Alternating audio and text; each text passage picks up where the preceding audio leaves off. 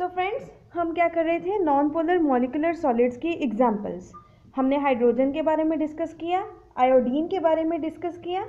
अब हम इनके बीच की इंटरमॉलिक्यूलर फोर्सेस के बारे में बताएंगे। So non polar molecular solids के अंदर जो फोर्सेस ऑपरेट करती हैं, they are weak dispersion forces, जिनको हम लंडन फोर्सेस भी बोलते हैं, जो मोमेंटरीली आती हैं। हमने क्लास +1 के केमिस्ट्री के चैप्टर 5 स्टेट्स ऑफ मैटर में वीक डिस्पर्जन फोर्सेस पढ़ी थी। ये वीक डिस्पर्जन फोर्सेस या London forces non polar molecules में एग्जिबिट होती हैं। ये सॉलिड्स के कैरेक्टरिस्टिक्स क्या हैं? ये जनरली सॉफ्ट होते हैं and they are non conductors of electricity. ये इलेक्ट्रिसिटी कंडक्ट नहीं करते हैं। इलेक्ट्रिसिटी की कंडक्शन इनके थ्रू पॉसिबल नहीं है। सो सेकेंड एग्जाम्पल जो है वो कौन से सॉलिड्स की है? वो है पोलर मॉलिक्यूलर सॉलिड्स की।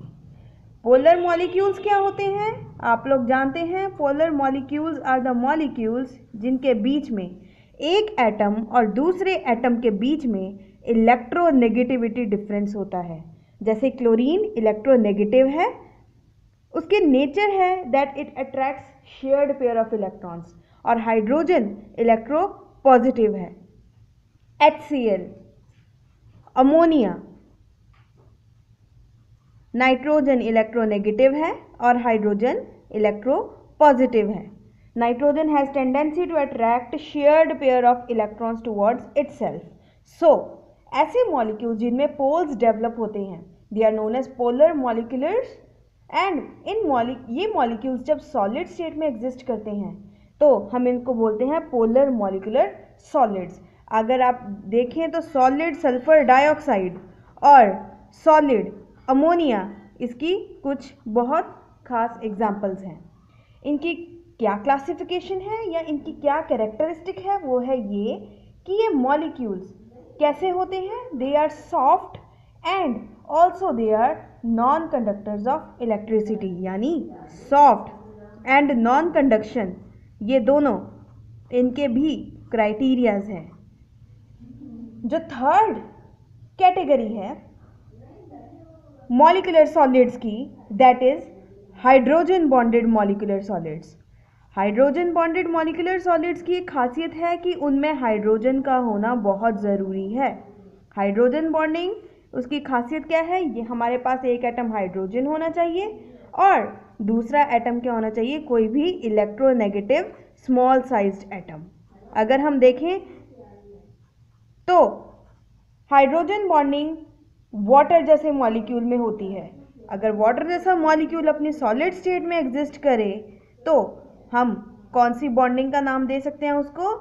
Hydrogen bonding in molecular solid like water.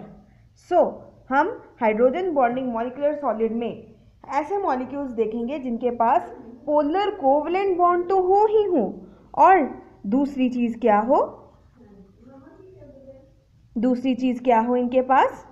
इनके पास दूसरी चीज़ होनी चाहिए, कोई भी इलेक्ट्रोनेगेटिव एटम। सो ऐसे मॉलिक्यूल्स जो हैं वो वॉलेटाइल लिक्विड्स होते हैं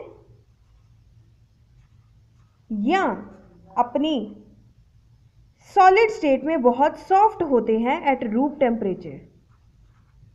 सो these are hydrogen bonded molecular solids. इसके बाद जो थर्ड कैटेगरी आती है हमारे पास, फोर्थ कैटेगरी आती है सॉलिड्स की, वो सॉलिड्स हैं आयनिक सॉलिड्स। आयनिक सॉलिड्स कैसे सॉलिड्स होते हैं? जिनके बीच में कैसी इंटरेक्शन हो?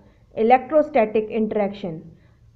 आपको पता है NaCl molecule, strong electrostatic interaction, Na के ऊपर पूरा पॉजिटिव चार्ज और क्लोरीन के ऊपर पूरा नेगेटिव चार्ज, कैटायंस और एनायंस वाली इंटरेक्शन। ये कोलम्बिक इंटरेक्शन के कारण ये बहुत ही ज़्यादा हार्ड होते हैं, ब्रिटल होते हैं। ऐसे आयनिक सॉलिड्स ब्रिटल होते हैं। आपने देखा होगा जो पाकिस्तानी नमक होता है, that is very brittle. So ionic solids की खासियत क्या है? They are hard and brittle and इनका melting point and boiling point बहुत ही ज़्यादा हाई होता है। Melting point and boiling point high होना लाजमी है क्योंकि इनके बीच में इंटरेक्शंस बहुत स्ट्रॉन्ग है। मेल्टिंग पॉइंट यहाँ ऑपरेट होता है सॉलिड को लिक्विड बनाने के लिए। इसको गैस बनाने के लिए बॉइलिंग पॉइंट, और इसको लिक्विड को गैस बनाने के लिए बॉइलिंग पॉइंट, और सॉलिड को लिक्विड बनाने के लिए मेल्टिंग पॉइंट। अगर ये फोर्स स्ट्रांग है तो इस चीज़ में लाने के लिए मेल्टिंग पॉइंट बहुत हाई लगेगा। सो आयनिक सॉलिड्स का मेल्टिंग पॉइंट बहुत ही हाई होता है। उसके बाद जो सॉलिड्स आते हैं दे आर मेटेलिक सॉलिड्स। आपको पता है मेटल्स के बीच में क्या होती है? Metallic bonds. यूजुअली ये क्या होते हैं? They are a sea of positively charged particles called kernels, and electrons are